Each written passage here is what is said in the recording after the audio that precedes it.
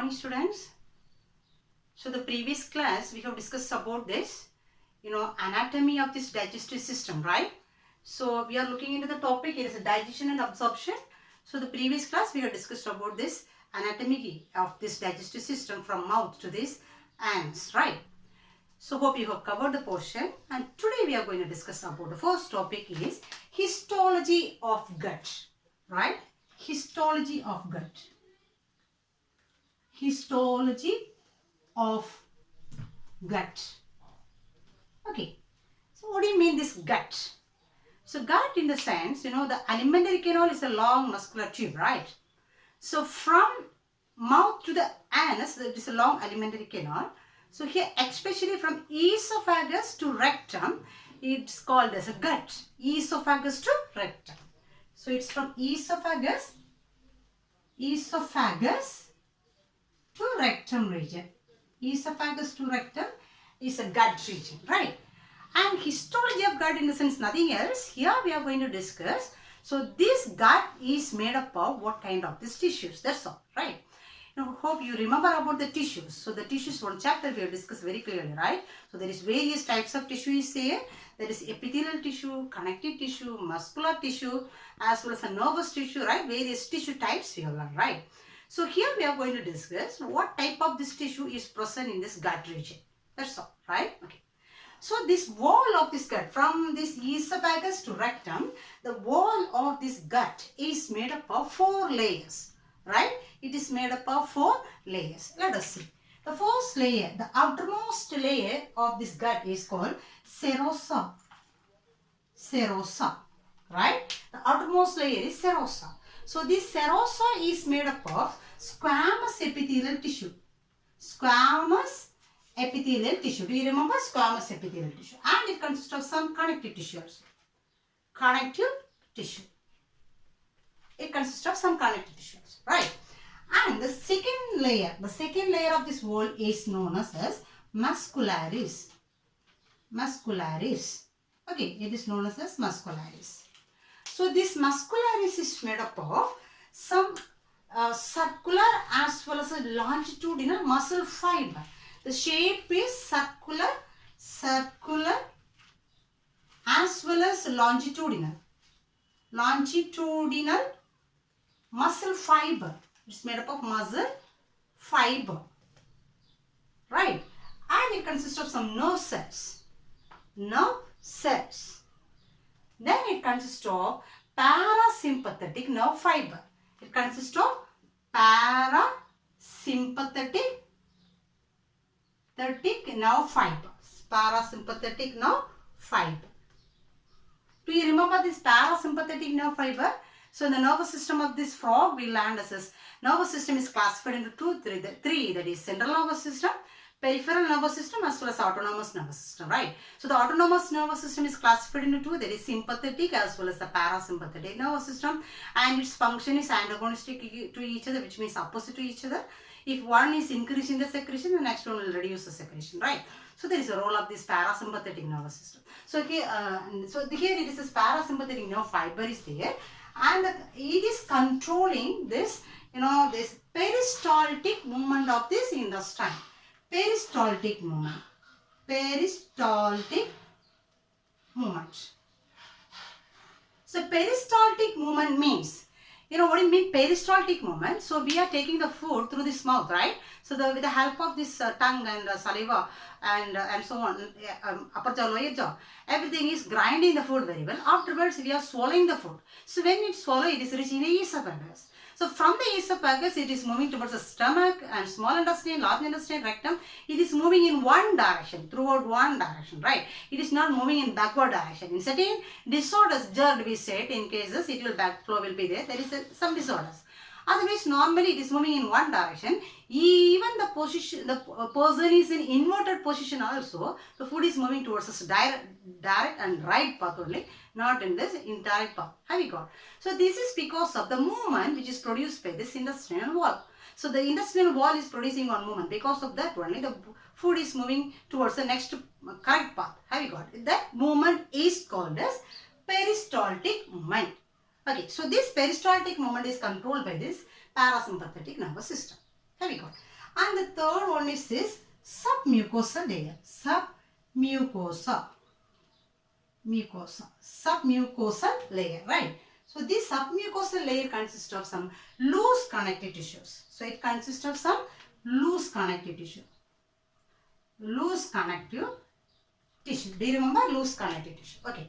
And again this consists of some blood vessels, lymphatic vessels, some nerve fiber, and especially it consists of parasympathetic. Here parasympathetic we said, here it consists of sympathetic nerve fiber. It consists of sympathetic nerve fiber. Okay. And especially this is controlling this secretion of this intestine. So this is controlling this intestinal secretion. So intestinal mucosa is secreting the intestinal juice. So this secretion, whatever secretion is there, it should be in a limit. It should be in a proper level, right? It should not exceed. It should not be reduced. So it is controlled by certain nervous systems, right? So here this intestinal secretion is controlled by this sympathetic nerve fibers, which is present in this submucosal layer of this intestine. Okay, and the innermost layer, the last layer is called mucosal layer. Okay, so which means we can say, so this is if it is a hole, so this is intestine we could say. So this is a lumen, inside the cavity that we could say as a lumen, right? So and this is the wall. So this wall only made up of these 4 types of this layer. Have you got? So this wall only made up of 4 types of this layer. So this innermost layer only mucosa, right? So they said it is covering the lumen. So the cavity, so inside like this. So this is, if you feel it is this cavity, the innermost layer is called mucosa. So this mucosal layer is secreting the mucus. Have you got? So this is the 4 layer which is present on the wall of this intestine, right? Or gut region. Have you got? So that's all about this histology of gut, and we can move to this next topic. Fine? Okay. So let us begin. This next topic is regarding this glands which is associated with this digestive system. Okay. So of course, as we know, that the digestion process is taken place by these various organs, right? So, and especially some digestive glands also involved in this digestive process, right? So do you know what are the glands?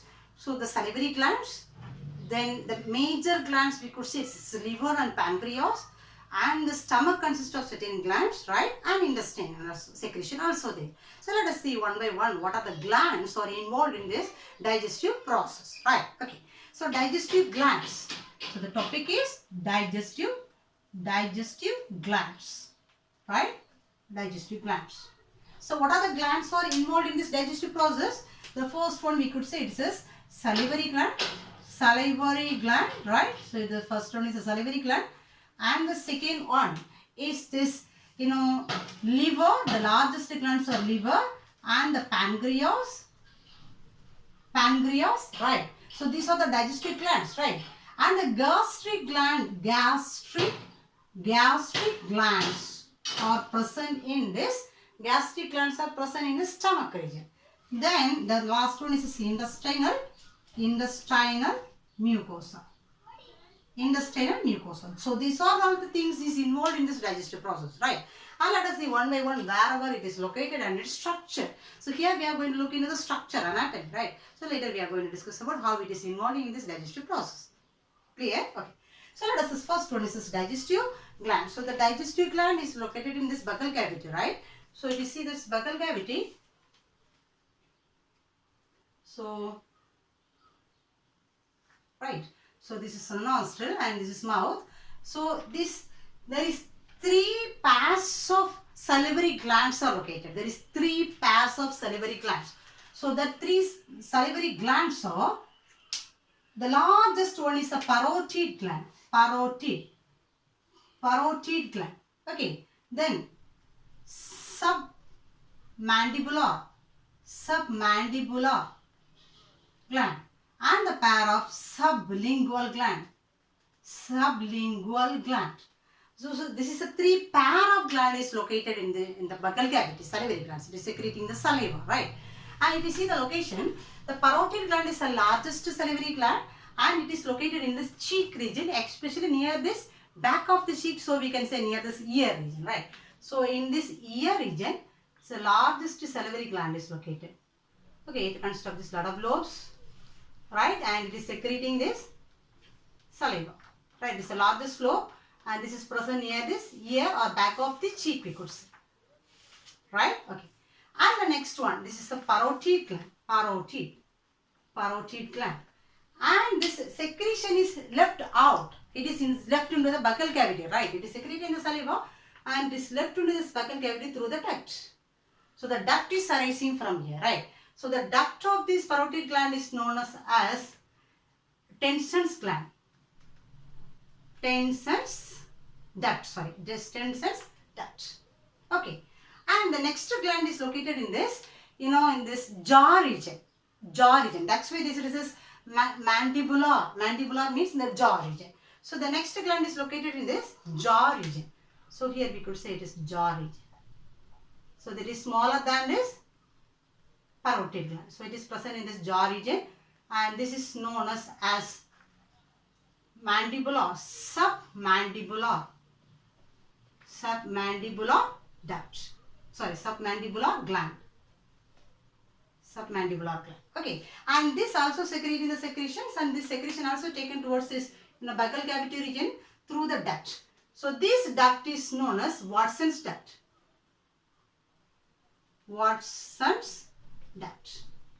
Okay, Watson's duct. And the third one is sublingual, since it is located below this tongue region. So it is located below the tongue region. So this is smaller than this one. So near this tongue region, both the sides. That's why this is a pair of. Okay. And this also consists of this duct. Okay. And this duct is known as Bartholin's duct. So have you got? So salivary gland, there is three pair of salivary gland is there, and maybe the one more question, which is the largest salivary gland is the parotid gland, which is located near the cheek region, back of the cheek region, almost near the ear. Okay. And this duct name is Tenson's duct. Okay. Next one is near this jaw region, that is submandibular or submaxillary also, and this duct name is Watson's duct. Then this third gland is located below the tongue region, that is known as Bartholin's duct. That is sublingual gland, and the gland name is sublingual gland. The gland name is sublingual gland. Sublingual, and the duct name is Bartholin's duct. So the secretions are left into the buccal cavity for digestion. And every day they say this salivary glands overall it is secreting 1000 to 1500 ml of saliva. Understand? Okay. So that's all about this salivary gland, right? And the next we could see about this gastric gland. So let us see this liver and pancreas later. And we can look into this gastric gland. So this gastric gland is present in the stomach. Okay. So if we say stomach, listen. The stomach consists of this gastric glands. Okay. So this gastric gland consists of three types of these cells. Okay, the first one is peptic cells. Peptic cells, or it is known as zymogen cells. Zymogen cells, or it is known as chief cells. Chief cells.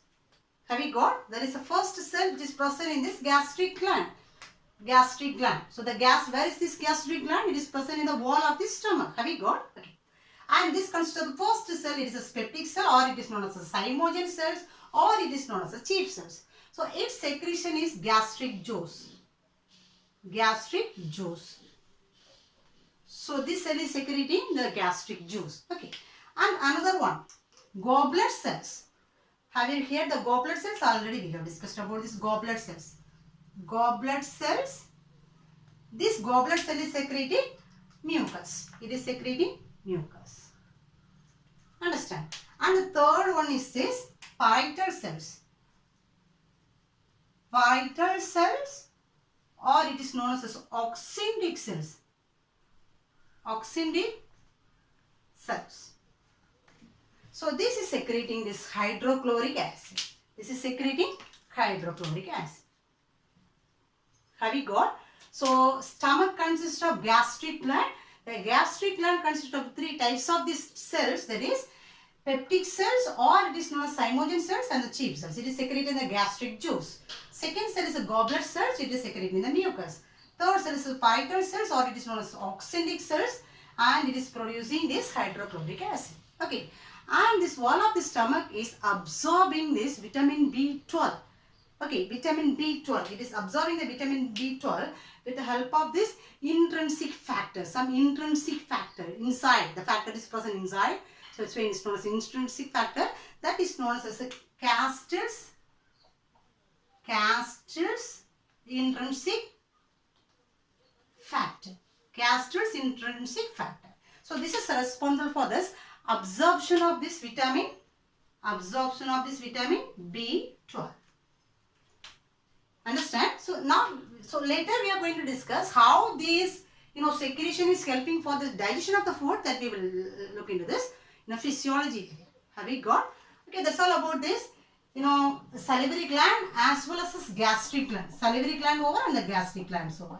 And let us see about this liver and the pancreas as the next. Have we got? Fine. So let us start about this next largest glands, that is liver and pancreas, right? So first let us look into this liver, structure of this liver, right? Okay. So liver is one of the largest gland which is present in the body. So it is one of the largest gland, and it is present in the right side of this upper abdominal region, right? And if you look at the structure of this liver, the liver consists of 2 major lobes. It is formed as a lobes, right? It is formed as a lobes. So this is the right lobes, right lobe, and this side is left lobe. So it is the right lobe and this is the left lobe, right? It consists of 2 major lobes. That is the right lobe as well as this left lobe. And it consists of 2 minor lobes also. 2 major lobes as well as 2 minor lobes. Okay. Then, so these lobes again, it inside consists of lot of lobules. Lobules. So it's just like I've drawn it as a hepatic lobules. Hepatic means liver. So this each lobe consists of lot of lobules. This is a functional unit of this liver, right? And these lobules consist of the cells that is called hepatic cells. Hepatic cells, right? So this lobule inside it consists of these hepatic cells. So these hepatic cells will produce the secretion of this liver that is known as bile. That is bile. Have we got? So actually liver is secreting bile juice, right? So where from this bile is secreted, lizard? So this is the 2 major lobes and this is the 2 minor lobes. So every lobe is made up of the smallest units that is known as lobules. So each lobule consists of these cells, that is liver cells, that is known as hepatic cells. So this hepatic cells is going to produce this juice known as bile. Have you got? And one more point is there. So each lobule is covered by this connective tissue. That is one capsule. That is known as Glissen's capsule. Glissen's capsule. Right? Okay. So anyhow we came to know this liver is producing this bile juice. Right? So this bile secretion is collected by some duct. So the secretions are collected by some duct. And it is stored in one bag-like or one pouch-like structure that is known as gallbladder. Gallbladder. Okay. So this what is the function of this gallbladder? This is going to store the secretion of this liver. What is secreted from the liver? Bile. Have you got? So since it is stored, of course it should be collected by some duct, right? So here there is a from right lobe and from the left lobe, from each lobe, right? So 2 duct is arising from each lobe. So the lobe which is arising from right side, we can say it's a right hepatic duct, and the lobe which is collecting from the left lobe, we could say it is a left hepatic duct. Understand? Right hepatic duct is collecting this bile from the right side. Meanwhile, the left hepatic duct is collecting this bile from this left side. Okay. And both is connecting together. Can you notice here?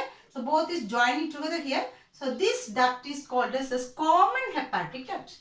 Common hepatic duct. So this common hepatic duct is left into the next duct which is coming from this gallbladder that is known as a cystic duct.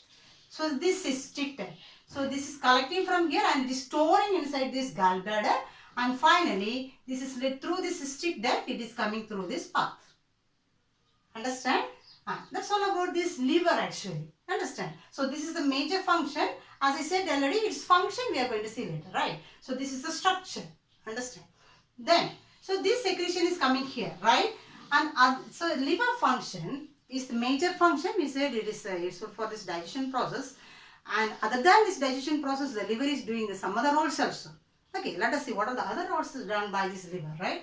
The first one, it is destroying this aged as well as the damaged RBC cells. Aged cells, it is damaging this, it is destroying this aged as well as this damaged RBC cells, right? Then the second thing, it is storing this glucose inside in the form of glycogen. So it is storage of glycogen, right? And it is liberated as a glucose. Whenever the body is a shortage of glucose, this glycogen will be converted as a glucose and it will be liberated into the bloodstream, right? So the glucose is stored in the form of this glycogen here. Understand? Okay. Then it is a storage of fat soluble vitamins. Fat soluble vitamins. What do you mean fat soluble vitamins? A, D, E, K. Vitamin A, D, E, K is a fat soluble vitamins and is a storage of iron. Iron also. It is storing these fat soluble vitamins as well as it is storing this iron, right? And the next one, this is useful for, this liver is useful for the synthesis of essential amino acid. Essential amino acid. It is useful for the synthesis of essential amino acid. What do you mean essential amino acid? There is a lot of amino acid is there, which is required to the body for the protection of this protein, right? So some new amino acids will be naturally synthesized by our own body. So those amino acids are known as non-essential amino acids. So in case of essential amino acid, it is not produced inside the body. So since we have to take it through the diet, but it is essential to the body. That's why they have named it as essential amino acid as well as a non-essential amino acids, right? So this is producing this essential amino acid cells. It is involving the synthesis of this essential amino acids. Understand? So these are all the other functions of this liver. Have we got? So there is one of the major digestive gland. Okay. Now we can go for this pancreas. Right? The next one is the pancreas. So pancreas is the largest, again the second largest. Pancreas is the second largest digestive gland. Second largest digestive gland, and it is longitudinal. It is a long tubular structure, and this also present along with this liver, and especially it is present below the diaphragm region. Diaphragm, have you heard diaphragm? So the lungs, for example, this is the lungs, trachea. So the trachea is enclosed with the lungs here. At the base of this lungs, it consists of diaphragm. At the base of here only, this liver and the pancreas is located. Have you got? Okay. And this pancreas is going to secrete this pancreatic juice now. Understand? Actually, the pancreas is doing this double role. It is one of this exocrine gland as well as it is one of this endocrine gland. So this in the tissue chapter we will learn what is exocrine and what is endocrine. Do you remember? What do you mean exocrine gland? Exocrine means it will synthesize these enzymes. Endocrine means it is going to synthesize these hormones, right? So this pancreas is doing both the role. It is one of the exocrine gland and as well as it is one of this endocrine gland. Okay. So in this exocrine part, it is producing this pancreatic juices. Understand? It is producing this exocrine part. The exocrine part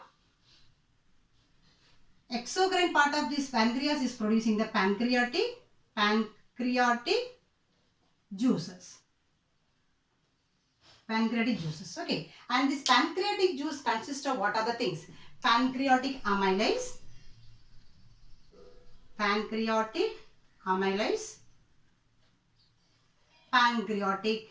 lipase, pancreatic amylase, pancreatic lipase, and trypsin. These are the things is present in this pancreatic juice, right? So there is a role of this exocrine role of this pancreas. Okay, then the endocrine role. Endocrine. So the endocrine role which means it is going to synthesize these hormones, right? Especially it consists of these tissues that is known as islets of Langerhans. Islets of Langerhans. Langerhans. So these islets of Langerhans is going to produce these hormones. The hormone is insulin as well as glucagon. So pancreas is going to produce, listen me, pancreas is doing a dual role as exocrine and endocrine role. Exocrine part is producing the pancreatic juice. Understand? And this pancreatic juice composed of pancreatic amylase, pancreatic lipase and trypsin. Have you got? The endocrine part of this pancreas consists of the specialized tissues that is known as islets of Langerhans. So this islets of Langerhans is going to secrete the hormones. The hormone is insulin as well as glucagon. Have you got? Okay. Then now listen here. So from this gallbladder, the cystic duct is arising from here. From the pancreatic duct. So pancreatic duct is also leading towards here, right? And both will connect each other. Understand? Both will connect each other. So the pancreatic juice is coming through this part. Bile is coming through this part. Have you got? And both is meeting together here. That duct is known as, since it is both is joining together, it is known as hepatopancreatic duct. Hepato means liver, right? So hepatopancreatic duct. So this common duct is known as hepatopancreatic duct. So from this duct, this secretion is left into this next part that is known as the first region of this intestine that is known as duodenum. Do you remember? Duodenum, jejunum and ileum. So duodenum part only connected with this one, right? So in this part, duodenum part, the pancreatic as well as this liver secretion will be left inside. So through this part, hepatopancreatic duct. Okay. At this opening, it consists of one muscle, sphincter muscle again. So it will contract and close and it is controlling this liberation of these hormones inside. That sphincter muscle is known as a sphincter of Oddi. Sphincter of Oddi. It is controlling this, liberation of these hormones into this duodenum. Understand? So that's all about this pancreas. Have we got? So we have completed this digestive glands. First topic we have discussed about the history of this gut. Then we have discussed about this digestive glands, right? So there is the salivary gland, gastric glands, liver as well as pancreas. Okay. In the next class we can meet with this, the digestive process. Okay. So listen. So in this chapter, especially you have to go for this. Of course, the histology of the duct, you can learn as 1 5-mark question, right? If they ask this 3-mark question, they can ask, okay, what are this layer is present in this, what are the 4 layers is present in this gut? So we can write only the name of this layer alone, right? Or which tissue is present in each layer? So that will be asked as a 1-mark question. Okay, that is so that you have to learn. And the digestive glands, especially we say salivary glands. So overall they could ask us what are the salivary gland is located. If they ask along the structure, it will be a 5-mark question. So if they ask only to name this salivary gland, it may be as a 3-mark question. And the duct which is related to each gland will be as a 1-mark question. Or which is the largest salivary gland is the parotid gland is a 1-mark question. Okay, so underline it and learn as this. Okay, and the next one is a gastric gland. So what are the cells is present in this gastric glands and what is its respective secretions also. So that is either is a 5-mark question or each one individually either is a 3-mark and 1-mark question also. Okay. Along with it, then the next one is the liver. Of course, the liver you can learn along the structure you can learn as a 5-mark question, and there's other functions which is responsible for by this liver also as a 5-mark question. Pancreas also one of the 5-mark questions. Since it is given along with the structure, you could learn as a 5-mark question. Hope you will cover it. And before our next class, we can meet in the next class. Okay? Thank you.